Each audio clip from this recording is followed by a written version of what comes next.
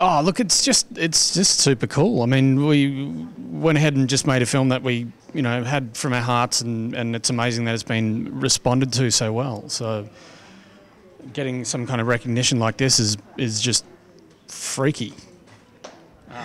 We were there tonight, and so many of our friends and peers and people that had given us an opportunity over the years, like Luke said in his first speech, the kids from Basmark and people like Tom Zabriskie, who gave both Luke and I our first jobs, and amazing Australian film industry icons who have helped us out, and hopefully we can do the same to other people in the future, maybe. Maybe, if we're lucky.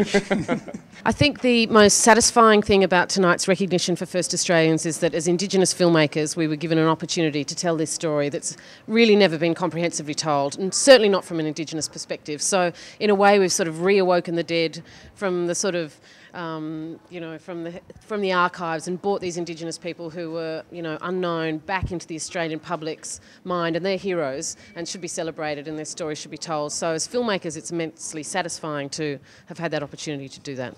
Obviously it feels great. That's the most obvious response. I don't think it gets easier. I still feel racked with kind of the nerves of it, but I'm really honoured, and for both times it's just been this kind of recognition by people I admire, so it's a wonderful privilege to be amongst such fine company.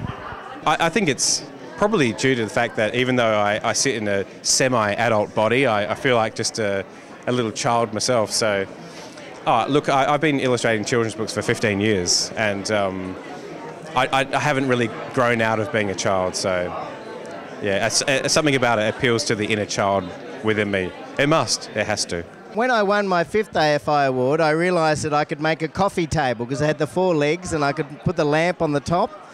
And this year's quite unusual because we're nominated in 4 categories, and for the first time ever I'm competing against real films. I'm up against live action films like Samson and Delilah and Beautiful Kate, and so it's quite a new thing for me to be up against these live action films.